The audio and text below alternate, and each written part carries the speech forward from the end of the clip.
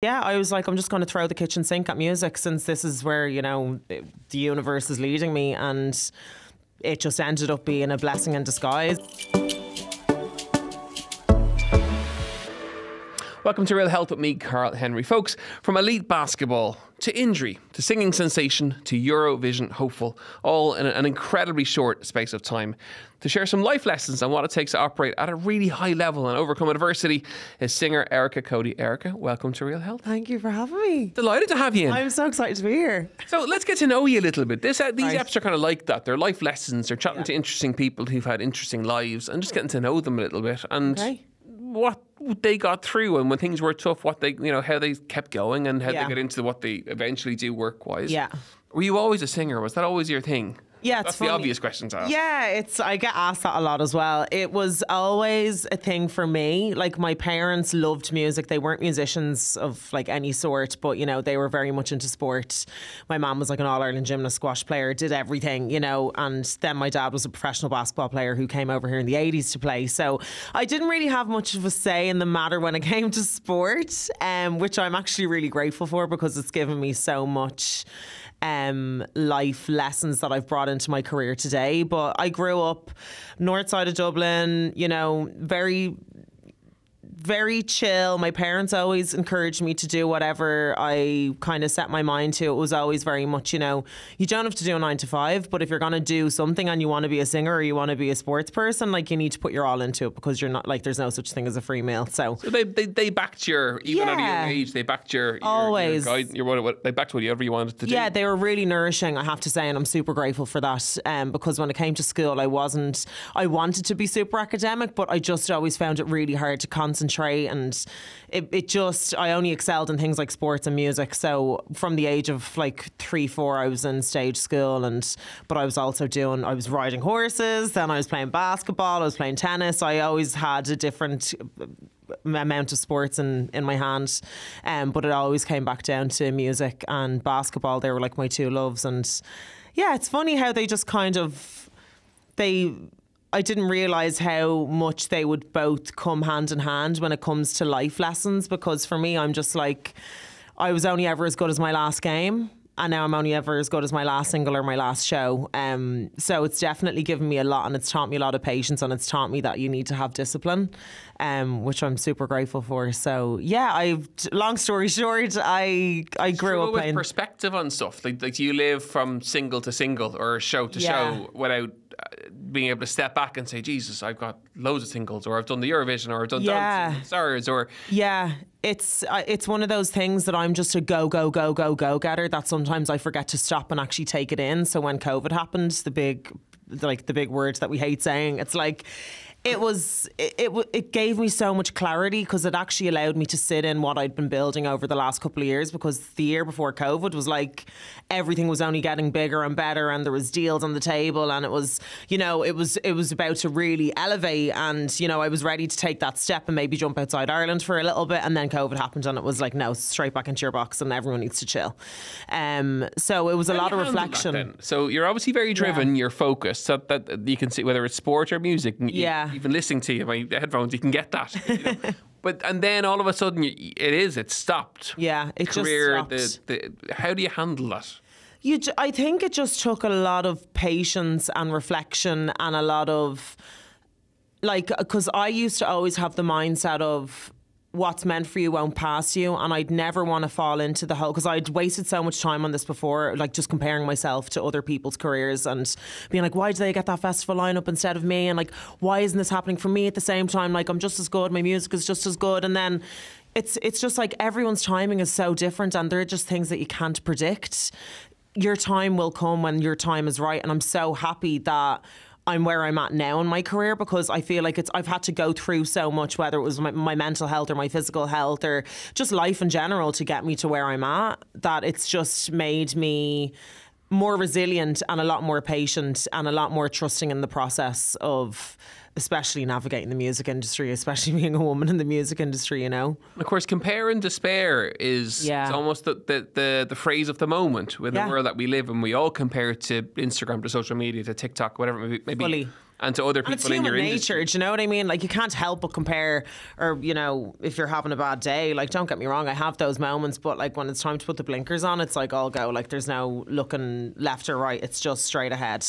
Because I'm 28, I still have a lot I want to achieve. I know I've achieved a lot in the last couple of years, but I don't even think I've scratched the surface really when it comes to where I want to go, you know, and I'm determined to get there. Chat to us about your basketball career.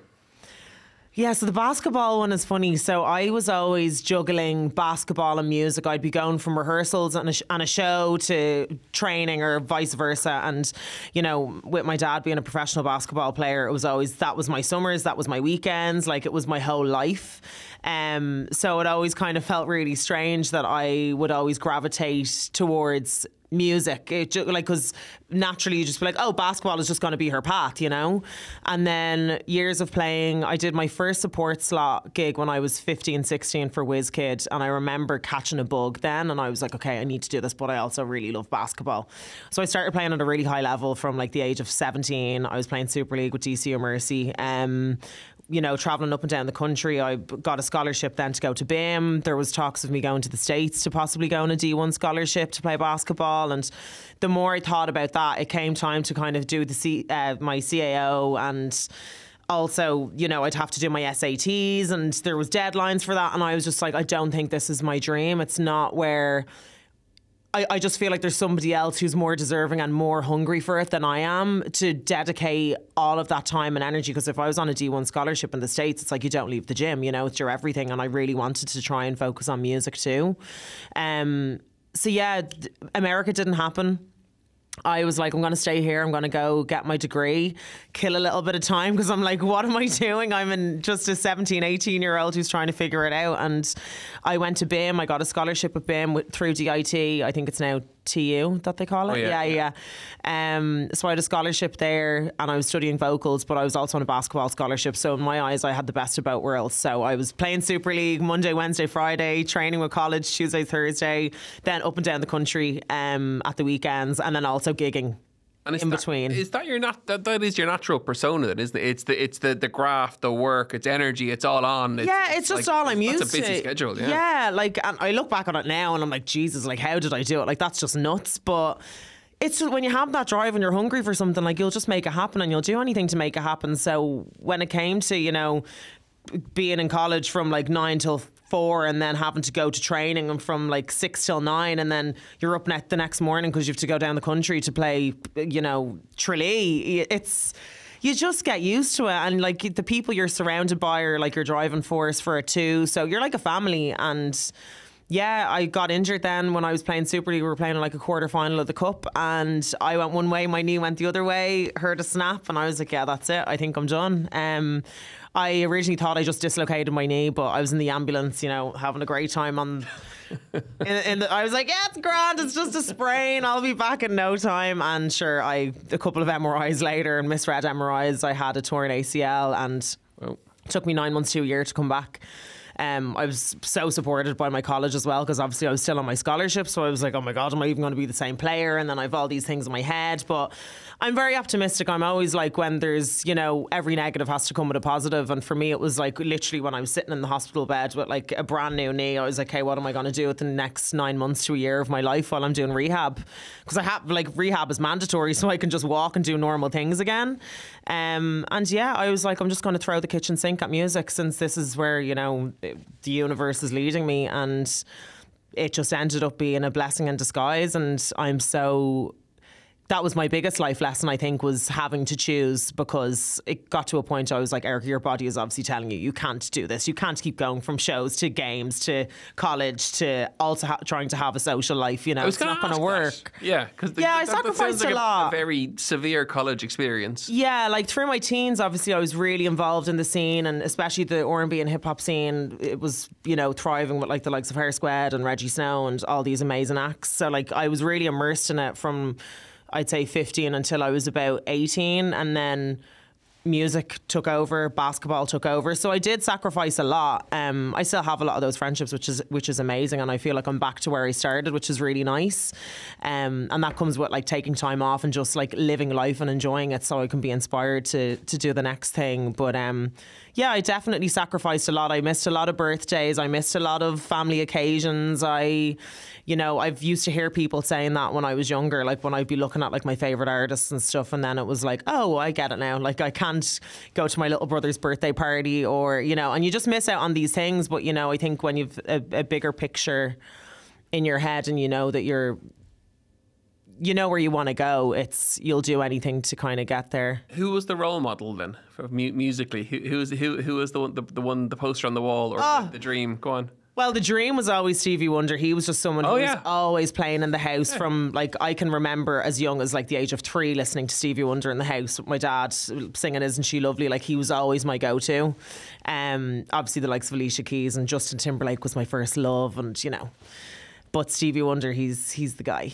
He's the guy. And where is the inspiration from, the fact that it was always on in the house?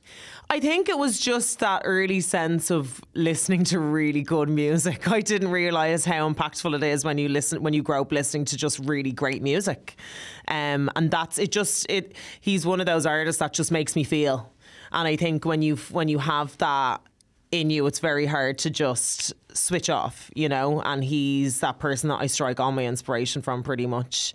Or if I'm having a bad day, I put him on, And is dancing something that comes natural to you with your mum's background, presumably? Yeah, well, like, my mom was definitely, I get a lot from my mom. I definitely get my fun streak from my mom too. So, she wasn't a professional dancer, but, in the nightclubs, I think she thought she was. So I definitely take a leaf out of her book. But luckily I'd grown up with rhythm. My parents always had good rhythm, and yeah, and that is something, you can't teach that. Yeah. Like, I have no rhythm. It's atrocious. You can't teach rhythm. You can't. You can. I remember but the Justin Timberlake and rhythm. We did a promo for the TV show one year in RT. I can remember it, and the fear I had going into it, because it was to a Justin Timberlake song, and there was like 20 of us in a room. And we had steps, right? And there was like rhythm, and I was like, I just don't possess it. It just isn't in my...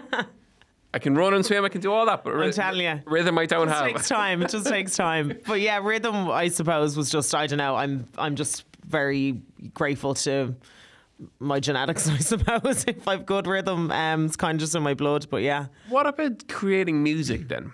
And creating songs. So you have the graft, you have the work ethic, you have the rhythm, you have everything else. So bring us into then, you backing yourself and creating your own content, your own songs. Yeah. What's the process of that? It's funny because it all started from a really young age. Like, my dad and my mum will recall me writing songs from like the age of 4. No matter if it was just gibberish, I was always writing. So it was kind of when I was around the age of 7, 8, I started writing poems. The poems just eventually started to naturally turn into songs, and I got a guitar for my 10th birthday. My mum was in the middle of going through chemotherapy, so all my journal, I used to keep journals as well, so it was like the journals were poems and the poems were songs, and then I got a guitar and then it was game over. It was just like a snowball effect. And once I was able to put music behind what I was saying, it gave me that like Stevie Wonder feeling. It gave, not that Jesus, by no stretch of the word am I saying that I'm anyway in comparison to Stevie Wonder. I'm just saying in terms of music and the way it makes you feel, it just clicked. Mm-hmm. And I was like, oh, I really like this feeling. It's really cathartic. It was always an escape for me. Like, basketball was always my outlet. Music was my therapy. So being 10 years of age and your mom was going through cancer and getting her chemo treatment, and I'm not able to spend as much time with her. I spent a lot of time with my dad because they were separated. So it was just a lot of... that was the only thing I felt like I really had. And then it just snowballed into... They got me an iPod Touch for one Christmas, and and I had GarageBand on it, or GarageBand. Oh yeah, I have. Yeah, and I just started making loops and I started making beats, and that's how I started producing. And then a couple of years later, I got a MacBook, and it was game over. I just started producing. I got Logic, and I started kind of finding my way around it. And because I'm really picky and I'm quite a perfectionist, so for me it was like, well, I know what I want to hear and I know what I want to make, so like, let me just try and figure it out and teach myself how to do it. And yeah, like it was just it was just like a natural kind of evolution. And yeah, then once I kind of really started getting into it when I was like 16, I was like, okay, now I can like start writing with other people and taking my foot off the pedal a little bit in terms of, because like I was writing all this material and nothing was getting finished because I was like just straight on to the next thing and straight on to the next thing. But as I grafted on, I started to really get into music and learn about co-writing and co-producing, and that's when I was kind of allowing myself to just explore a whole new creative process that I wasn't usually used to, because I was used to just being in my bedroom making beats and singing over them, you know. Have you always backed yourself and you have a great sense of confidence? Yeah, like I think my parents have always been like, if you're gonna do something, like give it 110%. Like, and it always comes back to that, like I'm always as good as my last game. I mean, I'm always trying to just one up what I did previously. And like, I'd be lying if I said I wasn't confident. Like it's taken a lot of work. Like I've never always had like felt unapologetic. I always felt like I had to keep parts of myself reserved because I was different in school. I was one of the only black kids in my school. So I felt like I always had to, I was either too white or I was too black, and there was no in between, and I didn't know where I fit in. So I was like, let me tone myself down so I can try and fit in. But like that didn't even work. So after years of therapy, which is fabulous as well, we love therapy, it's been a journey. So now when people call me confident, I'm like, do you know what? I'll take it, because it's taken me a really long time to get here, and I worked really hard at it, you know. I've had all the no's, I've had great yeses, but the no's have been the ones that have really taught me what I need to do so I can be better at what I do. Chat to us about those days then, purely because I'm interested in people who are listening in who have crap days. And when we bring guests in, it's like, you have a crap day or a crap audition or a crap 100%. Whatever. Yeah. You go away distraught and upset, having built up for it. Yeah. What happens then? How do you get back on the wagon? How do you recreate that sense of enthusiasm? Yeah. That sense of you take time. I think time is the biggest healer when it comes to anything like that. If you're devastated over something, when you step away from what you love for a minute and you let yourself miss it and you go back to your why, that's the thing that gets me up in the morning. Like, I've had way too many moments where I've been like, what am I doing? Like, I had moments last year when, you know, I'd just broken up with my manager, my dog had died, I went through a breakup of a very long time, I'd no label behind me. It was the first time in my life I felt completely isolated, and I was like, okay, what am I doing? Because I don't feel like anybody's in my corner but me. And it was like, Erica, like, you haven't come this far just to come this far. Like, just keep going. Like, you're 10 years in the game now at this point. Like, why would you want to just throw in the towel? Because you're always going to be the only one that's going to make it happen for yourself. Anyway, it doesn't matter if you have a manager or a label or, you know, a boyfriend or, you know, your dog. Like, you're the one who still has to get up in the morning, go write that song or go make the content for your single and just try and make it fly. No one else is going to do it for me. What's the why? The why always brings me back to being 10 and doing it why I did it in the first place. And when I started writing music, and then I started sharing it, because I used to do covers on YouTube as well. That was like how I started. And when I started to see like a connection between me and it could be one or two people who are just like, your song really helped me get through something. Because I still do.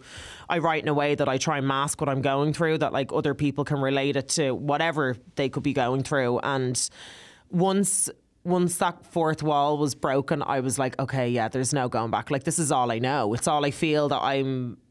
It's me in my purest form, and it's when I'm at my best and when I'm at my happiest. And I think that's all you can really want for yourself, is to be at your best, not only for yourself, but for your family and your friends, but always show up for yourself. And then you get a phone call for Dancing with the Stars. Yeah. I could not ask you about that. I know, like, come on. I had to, when I got the opportunity to go on Dance with the Stars, I was like, at first I said no. Did you? My agent rang me and she goes, they really want you. And I was like, I'm not doing it. I was like, I'm not ready. Why? I was like, I'm not mentally ready. I'd gone through like a ton of trolling online, and it was, I'd been in therapy for like a year and a half, and I was just like, I don't know if I'm ready for other people's opinions yet. Like, that's a monster of a show. Like, the whole country watches it pretty much. And I was just like, I don't know if I'm ready to open myself up that way and let myself be vulnerable. I was scared. And then it was like, I just kind of had an aha moment, and I woke up one day and I was like, what am I doing? Why would I ever stop myself from an opportunity like that in general? Because I've always been a champion of like every opportunity that you get offered is you make it your own. And you do your best and you take all the good parts out of it and you nourish those and you use them as lessons for what you want to bring into your career. So I was like, okay, Erica, weigh up the pros and cons here. People's opinions are none of your business. So why do you care?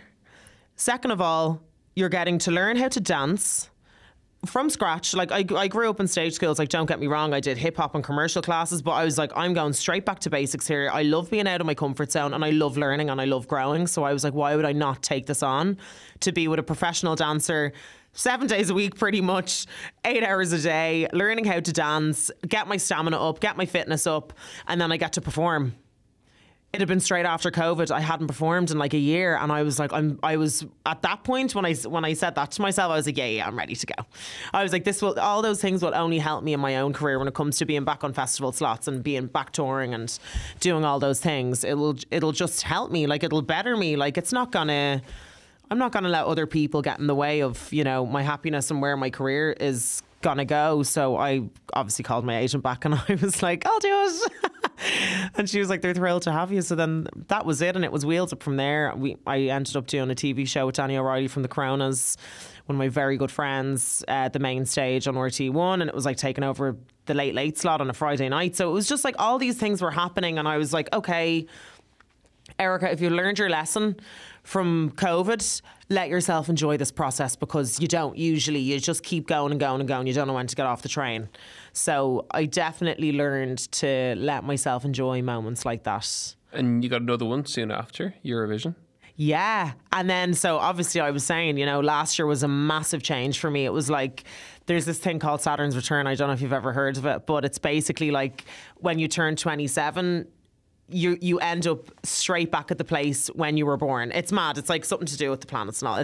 That's for another day. And you're into that though, aren't you? Yeah, I am. I'm just very like... That's the second or third time you brought it up in terms of the universe and where... Yeah, I just believe in signs. I believe in, you know... I definitely believe in my star signs. I get that from my so mom. do I. Yeah. And what star sign are you? I'm a Leo. Oh, yeah. Okay. Yeah, I'm a Leo. But yeah, it's... I don't know, it's just because I wouldn't say like I'm overly religious. Like I just I just believe in the universe, and what's meant for you will happen for you. And, you know, whoever the big gal is up there. Yeah. I'll say whoever she is, because we all know God is a woman. Absolutely. But I'd say whoever she is, she's the one who's, you know, putting opportunities in front of you. They're spinning, but you're the one who has to go and take them. So yeah, it was just, I had a moment last year of my Saturn's Return, and I was like, okay, I'm either going to let this make me or break me. Got to keep going. Called Universal. I was like, I've got this single. I wrote it like a year ago at that point with Ruth Ann, Amy and Richie McCourt, and we were pitching to loads of other big artists. They were biting. No one was cutting the song yet, and I was like, will I just do it? Like, why not? And the girls were like, just go for it. Just go for it. And I was like, okay. I was like, I've got this song. I know this is, and you know when they say like you have to pull up your chair to the table, I literally banged down the door and I brought a chair from home and I put it up to the table, and I was just like, look, do you want to take this single on or not? I really believe in it, and to be honest, I'm ready to get back, you know, because I'd taken a couple of months off at the end of last year, and that's usually kind of part of my process anyway. Is like when I'm heavily releasing or I have a project, I immerse myself in it so much that by the time it comes out, I'm like, okay, I need to breathe. Like, it's there, it's out now, the work is done, but I know I need to still make a TikTok and all the other things that come with it. But I do need to take time to breathe, so I can start creating again. It's more so like, say I have a single, we work 6 weeks in advance from the single, then it's like 6 weeks post-release from the single to, you know, churn out all your marketing, your strategies, your TikToks, get people on the bandwagon. And then, you know, after that, you'd usually move to single number 2 or single number 3 or whatever. So you can just keep going and going and going. The music industry changes every day. But for me, it's like, okay, I need to release. And once I'm on the train, that's when I feel like my most me. I'm like, okay, I can just keep going and going and going. But sometimes I burn out, and I'm like, I've learned to take a break while in the madness. And how does a break look? What do you do? I literally go for walks with my dog. I go out with my friends. I enjoy my life. Because I've been all work and no play for a long time. And now I'm like finding the balance. I'm like, yes, I can go out and have a great time, but I can also be really productive because they literally come hand in hand. Like I'm writing probably my favourite material I've written since, you know, all of those life changes happened for me. And yeah, then Eurovision came along, the opportunity was there, and I was like, do you know what? Let's do it. I was like, it's going to be great for the single. I get back in a room with all my dancers again, with new creative directors, and it was exactly the push that I needed to, because when you're left kind of being your own biggest fan and your own label and your own manager and your own everything, it's like, okay, well, I'm either just gonna like him and haw about it and, you know, be pissed off that like I've no one to help me, or I'm just gonna do it for myself, you know, and do all the things that I know that can get me back to me, because I didn't feel that way for a very long time. And once I did that, it was just kind of like I just saw the light again. I saw the light at the end of the tunnel, and I was like, I'm my happiest. And it was the best thing I could have done for myself, regardless of going to the Eurovision or not going to the Eurovision. My mindset was always, I just want to give a performance I know I can always be so proud of, and it's going to give my single an even bigger push. So we went into it as a single campaign, how we would do anything, and you know, it was just a bonus. We got to do it at a national final and hopefully, you know, represent our country. But I'm a true believer in everything happens for a reason, and it wasn't one of those things I let myself be pissed off over. I was like, oh, that happened, yeah, cool, on to the next. But right now you need to like take a break, because you need to like really hone into what you want your follow-up to be. So I was like, I'm gonna let myself take some time, and I'm gonna come back stronger. Like that, because that's just what I'm used to doing. Like I tore my ACL, I knew I had to get better, and then I had to come back stronger. Like there's been so many moments in my life where I'm like, I've just had to pick myself back up again and just get back on the horse and just keep going, because I'm the only one who can do it for myself. And would that be your takeaway for people listening in? That last nugget. I was going to ask you the question. You automatically went there. Yeah, which is get back, get back in the wagon, back yourself, and just. You just got to keep going, and it's so hard. Like it really is so hard, especially when you're just having a tough day, and you're like, I don't want to get out of bed, and I just don't feel motivated.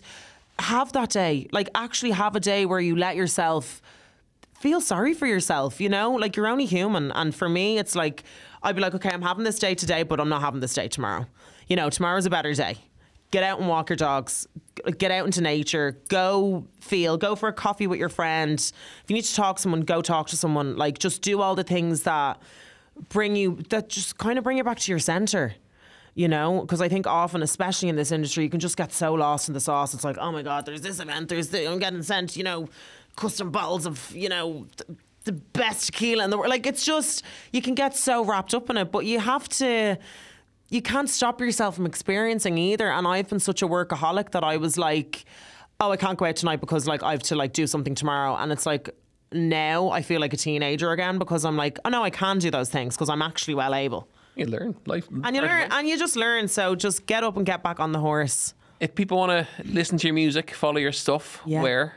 Spotify, Apple Music, everywhere. Wherever you get your music is exactly where you can find me. So make sure you tap in and you follow, because I've loads more music coming out. And you do lots of social media stuff too. So Instagram, TikTok, all of that. Instagram, TikTok, all at Erica Cody. I'm there. I'm on everything. There's no getting rid of me. Thank you for coming in. I really enjoyed that. Thank you for having me, Karl. I really enjoyed it. It's been, Thank you. It's always lovely when you get someone who's a presenter or a singer in your ears. Your ability to just talk is so precise. It's lovely. Thank you. Thank you so much for coming in. Thank you so much for having me. Folks, I really hope you enjoyed today's episode of Real Health with me, Karl Henry. As ever, you know where we are at Karl Henry PT on Instagram, Real Health on independent.ie. We'll see you next week for more Real Health. Slán go fóill.